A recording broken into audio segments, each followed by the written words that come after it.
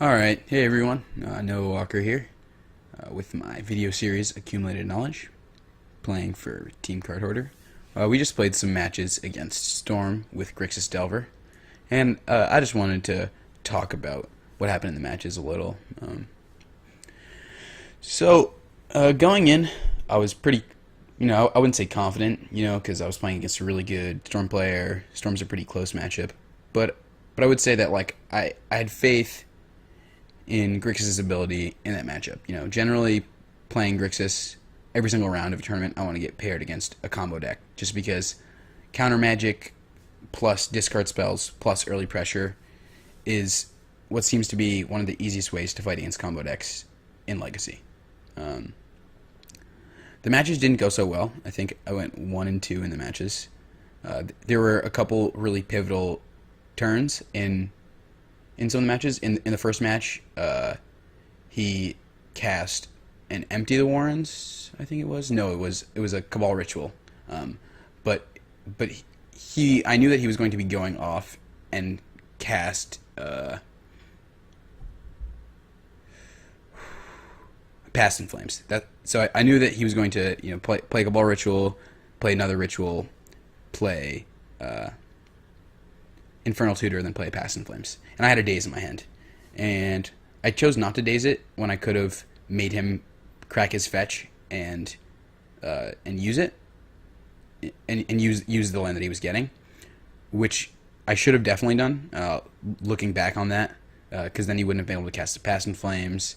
He would have had only black mana had I cast the daze, so he would have had to cast Tendrils, and I was at way too much life for Tendrils to be lethal at that point. So little things like not dazing at the right time in a matchup like that can easily just lose you the game. So I think that, still, that being said, the matchup's really close. There's a lot of play to it. I think I could have made a few better decisions in the way that the matches had panned out. But overall, I think that it's a very, very close matchup. And as I said, a lot of play to it, meaning if you play really well, then you should be able to beat almost any Storm player. Definitely need your draws to be on your side a bit. There are some really important ones, like having a turn 1 Delver or a turn 2 Young Pyromancer. Definitely, I'm sure your win percentage skyrockets all the games that you have that, as opposed to the ones that you don't against a deck like Storm. Because they just want to take as much time as possible, They're like, alright, I'm just going to sit here, set up the best possible hand, kill you with it, play a Duress, play a Cabal Therapy, just pick apart your hand and just get you dead. So you just want to kill them before they can set up a great hand to kill you with. But the deck has a lot of good tools. The main deck Cabal Therapy is another on the board. As we saw, Pyroblast actually, even though they usually go off with a lot of black cards and a red card, the blue cards that they play are super important to their game plan. They have 4 Brainstorms, probably 4 Ponders, some number of Preordains. Just being able to hit them with a Pyroblast is really, really powerful.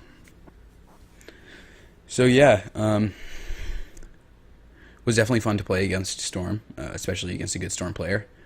I don't get to do that all so often, which is why I think that I made those misplays, which seemed minor to me, but actually I think the daze one in the first match was pretty huge. It's just little things like getting in a lot of reps against good Storm players that make the difference, and yeah, just sequencing your spells really well. Oh, and also there was, I think, in the second match, I cast a lightning bolt when I didn't really need to, because I had a red mana floating because I just cast a daze, and he went off that same turn, casting Tendrils for exactly 20 while I was at 19. So if we just hadn't cast the bolt, there would have been one less Storm, and he used all the cards in his hand to do that. So it's just little stuff like knowing that I didn't need to cast a lightning bolt, and knowing that I did need to cast the daze. Little stuff like that changes, those games from me to probably having won them to him easily killing me. So definitely a lot of play to that matchup. Really, really tight. Got some good games in, and again, I just want to thank everyone for tuning in, watching my content. I really appreciate it. Hope you learned a little. Hope you had fun. I had lots of fun. And yeah, hope you're not getting too bored of me just playing Grixis Delver over and over again. I'm gonna try to switch it up a bit, maybe get in, play some other decks. But I'm just gonna give you guys a gauntlet of most of the top decks in Legacy, just to see how Grixis plays out against them. So again, thanks for tuning in. I'll catch you guys next time.